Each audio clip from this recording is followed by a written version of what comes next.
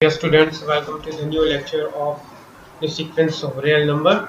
In the last physical classes, we have started the sequences of real numbers और उसमें से हमने sequence को डिफाइन किया था और रेंज सेट को हमने देखा था और बाउंडेड में bounded above and bounded below and unbounded sequences. ये हमने कुछ चीज़ें लास्ट क्लास तक हमने डिस्कस कर ली थी। नाउ अब हम आगे मूव करते हैं which is called a limit of a sequence.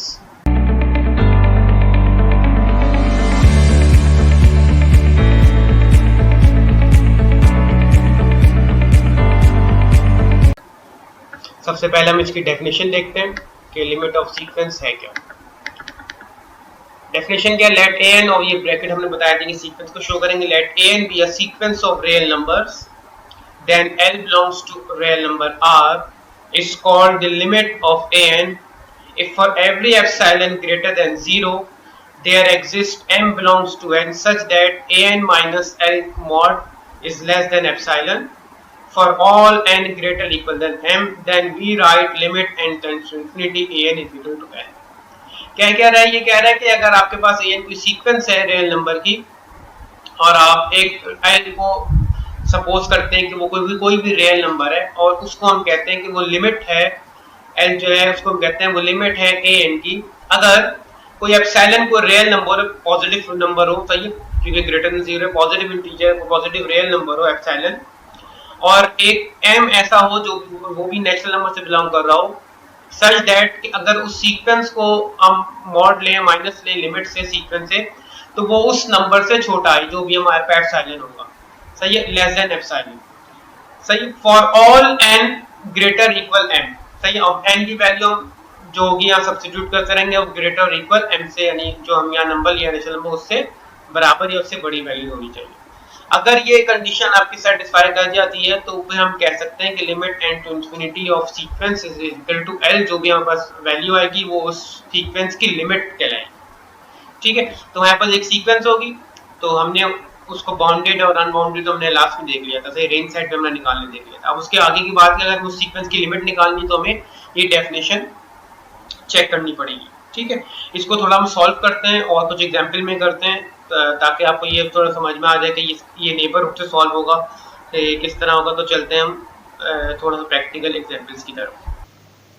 Now इसको देखते हैं हम कि लिमिट ऑफ अ सीक्वेंस में हमारे पास मॉड था कि मॉड हमारे पास क्या था कि ए एन माइनस एल, इसको हमने देखना है कि ये लेस देन एप्सिलॉन हो। तो सबसे पहले हम इस मॉड को चेक करते हैं और इसको नेबरहुड की रिस्पेक्ट से समझने की कोशिश करते हैं। ठीक है, तो सबसे पहले जब इस मॉड को ओपन करेंगे तो ये plus minus a n minus l less than epsilon आएगा। इसको एक दफ़ा हम प्लस पे ले लेते हैं और एक दफ़ा इसको माइनस पे ले लेते हैं। ठीक है, ए एन सीक्वेंस निकालते हैं तो एल वहाँ जाके पॉजिटिव में हो जाएगा, तो ये हो जाएगा l plus epsilon, a n is less than l plus epsilon. ये माइनस है तो जब माइनस हो जाएगा तो इनइक्वालिटी चेंज हो जाती है। ठीक है, माइनस उधर जाएगा तो एल माइनस एप्सिलॉन और a n is greater than epsilon. तो हमारे पास जो इंटरवल बनेगा इस सीक्वेंस का वो बनेगा l minus epsilon less than a n is greater than l plus epsilon. ठीक है, यानी एल प्लस एप्सिलॉन की वैल्यू बड़ी होगी सीक्वेंस से और एल माइनस एप्सिलॉन की वैल्यू कम होगी किससे, ए एन से। ये हमारे पास नेबरहुड आ जाएगा, यानी ये हमारे पास अगर एक रियल लाइन पे हम डिफाइन करते हैं तो यहाँ पास लिमिट है।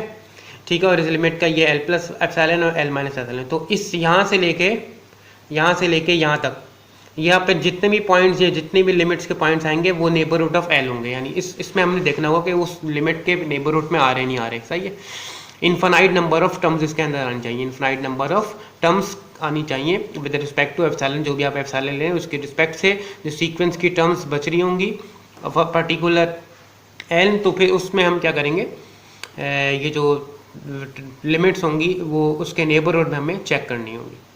ठीक है, तो ये हमारे पास था कि अगर एन को हम बढ़ाते रहेंगे, सही है, after this am all values must लाई, सही है, विद इन दिस इंटरवल। सही, एक खास पर जब हम एप्सिलॉन लेंगे उस एप्सिलॉन के रिस्पेक्ट से हम लिमिट्स के बाद जितने भी इनफाइनाइट टर्म्स है अगर वो इस नेबरहुड में आ रहे हैं तो वो हमारा लिमिट कहलाएगा सीक्वेंस का। ठीक है, एग्जाम्पल पर आते हैं। हमने लास्ट एग्जाम्पल फिजिकल क्लास में भी हमने सॉल्व किया था 1/n को। हम इसको ओपन करते हैं, ये 1 है, 1/2, 1/3, 1/4, 1/5, इस तरह आगे टर्म्स चलती रहेंगी। ठीक है, तो एप्सिलॉन हमारे पास क्या है, एप्सिलॉन जो है वो ग्रेटर देन 0, यानी कोई भी पॉजिटिव हमारे पास पॉजिटिव नंबर है, सही है। तो हम लेट सपोज कर लेंगे, छोटा सा लेते हैं, लेट्स एप्सिलॉन 0.2, सही है। कोई सा भी ले सकते हैं आप, तो समझाने के लिए भी मैं इसको लेट ले रहा हूँ 0.2। यही आर्बिट्रेरी हमारे पास कोई भी पॉइंट है, हम इसको आर्बिट्रेरी टर्म से ले सकते हैं, कोई भी ले लें। रियल लाइन ड्रॉ करते हैं, ठीक है। अच्छा, सबसे पहले हमने लास्ट क्लास में देखा था कि ये जो सीक्वेंस है, सही है, अगर मैं इसका जो n बढ़ाता रहूंगा तो ये कहाँ पे कन्वर्ज करेगी, लेट अस सपोज ये कम हो रही है वैल्यू, सही है, हमने लास्ट क्लास में देखा तो ये 0 की अप्रोच कर रही है।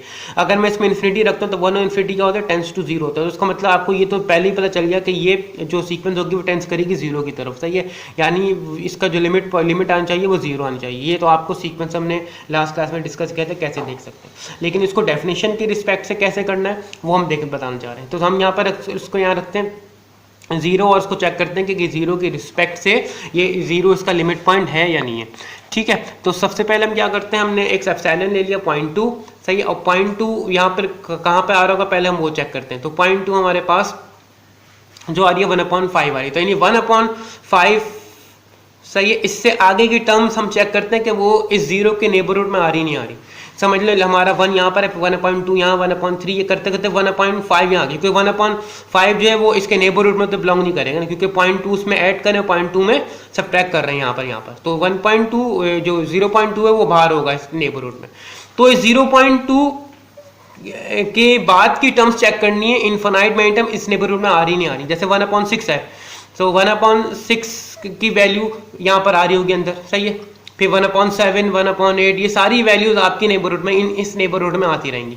इनफाइनाइट नंबर जैसे आप बढ़ाते रहेंगे, सही है, वो वैल्यू 0.2 से तमाम वैल्यूज होंगी वो इस 0 के नेबरहुड में आ जाएंगी।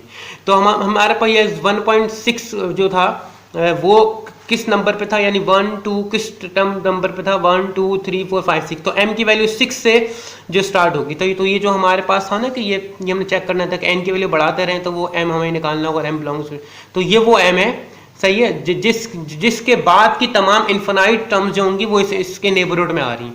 तो हमने ये चेक किया कि अगर मैं 0.2 ले रहा हूँ तो इसकी जो 0.2 के बाद की जो टर्म्स हैं वो इसकी 0 के नेबरहुड में आ रही नहीं आ रही, वो बिल्कुल आ रही है। आप जो टर्म्स को बढ़ाते रहें वो इसके नेबरहुड में आती रहेंगी, ठीक है। तो इसी वजह से ये 0 जो होगा वो इसका लिमिट होगा सीक्वेंस का, ठीक है। अगर एक और देख लेते हैं, 0.1 ले लेता हूँ, जरूरी नहीं 0.2, कोई 0.1 भी ले सकता है। तो 0.1 लेते हैं तो उसका मतलब यहाँ आप सीक्वेंस देखिए 0.1 कहाँ आ रहा है, 0.1 यहाँ पर आ रहा है, सही है। तो इसका मतलब इसके बाद की टर्म्स ये फाइनाइट हो गई, सही, इसमें भी ये फाइनाइट हो गई ना टर्म्स, ठीक है। ये कॉन्सेप्ट याद रखना कि इस पॉइंट के बाद की टर्म इनफाइनाइट होंगी, उस पॉइंट से पहले की टर्म फाइनाइट होंगी, सही है। तो ये लिमिट पॉइंट में बस ये दो चीज़ें जरा ध्यान में रखना, क्योंकि लिमिट पॉइंट जब हम करेंगे तो उसमें ये फाइनाइट इनफाइनाइट का चक्कर आएगा सारा, ठीक है। तो अब क्या करते हैं, 0.1 लेते हैं, 0.1 क्या आएगा, यहाँ पर आएगा, ठीक है। 0.1 यहाँ पर आ रहा है, कौन से नंबर पर आ रहा है, 10 पर आ रहा है, तो इसका मतलब ये इसके बाद की टर्म होगी तो 11 होगी, सही है। तो ये 0.2 यहाँ पर आ रहा था, सही है, 0.2 यहाँ आ रहा था, तो उसके बाद की टर्म 6 ली थी हमने, सही है, 0.2। तो अब इसका मतलब ये हुआ कि 0.1 यहाँ आ रहा है, तो उसके बाद नेक्स्ट टर्म क्या होगी, 1/11, ठीक है। तो 11th टर्म पे हम स्टार्ट करेंगे। तो 1/10 बिलोंग नहीं करेगा इसमें, तो उसका मतलब बाद की टर्म होंगी। तो ये 1 है, 1.2 है, तो ये सारी फाइनाइट टर्म हो गई जो इसके नेबरहुड से बाहर हो गई। और 1.11 यहाँ होगा, 1.11 यहाँ होगा, 1.12 यहाँ होगा, ये सारी आपकी वैल्यूज होंगी वो आपको इसके नेबरहुड में मिल जाएंगी, 0 के नेबरहुड में, ठीक है। तो इस तरह आपने कोई एप्सिलॉन, कोई पॉजिटिव नंबर कोई भी आपने लेके इसको चेक करना है कि वो इसके नेबरहुड में आ रही नहीं आ रही, सही है। अगर वैल्यूज आ रही हैं, तमाम वैल्यूज आ रही हैं आप फॉर अ पर्टिकुलर m, तो हम कहेंगे 0 is a limit of a sequence 1/n, ठीक है। तो आपने क्या करना है कि ये जो m आप सेलेक्ट करेंगे, जो आपको m मिलेगा, इसके बाद की इनफाइनाइट टर्म्स इसके अंदर आनी चाहिए, सही है। हमने यहाँ लिखा था इनफाइनाइट टर्म्स ऑफ सीक्वेंस इसके अंदर आनी चाहिए, ठीक है। तो इनफाइनाइट टर्म्स ऑफ सीक्वेंस इसके अंदर आनी चाहिए और इस नेबरहुड के बाहर फाइनाइट टर्म्स होंगी, ठीक है। ये कॉन्सेप्ट है लिमिट में, सही। इसको मैं रिवर्स कर दूंगा तब लिमिट पॉइंट बनेगा, तो जब हम वो करेंगे तो उस पर डिस्कस करेंगे, ठीक है। तो ये इस एग्जाम्पल को कर लें, और इस तरह की एग्जाम्पल हमने क्लास में और भी की हुई, ठीक है। उसको भी आप चेक कर लें इस डेफिनेशन के तहत कि उसकी लिमिट के क्या आ रहा है, सही है। इसकी मैं आपको एक क्वेश्चंस भी आपको दूंगा भी, सही है, तो उसमें भी सॉल्व हुआ कि लिमिट किस तरह निकालनी है। तो क्राइटेरिया यही है कि आपने नेबरहुड से इसको सॉल्व करना होगा, सही है। तो और एग्जाम्पल भी होती हैं जिसमें हम इस डेफिनेशन को सॉल्व करते हैं, तो वो भी हम करेंगे नेक्स्ट लेक्चर में। तो अभी के लिए आप क्या करें, लिमिट ऑफ अ सीक्वेंस को अच्छी तरह देख लें कि ये नेबरहुड में किस तरह सॉल्व करेगा। करना है और ये 1/n की एक एग्जाम्पल मैंने आपको करके दिखाई। इसी तरह क्लास में जो हमने बाकी एग्जाम्पल्स की थी उनको आप इसी तरीके से करें और मुझे बताएं कि उन सीक्वेंस का लिमिट पॉइंट आपने क्या निकाला है। ठीक है, तो तब तक के लिए फिर नेक्स्ट में हम लिमिट ऑफ अ पॉइंट करेंगे। तो अगर कोई कन्फ्यूजन हो तो आप पूछ लीजिएगा, CR मुझे कन्वे कर देंगे। सही है, तब तक के लिए अल्लाह हाफिज़।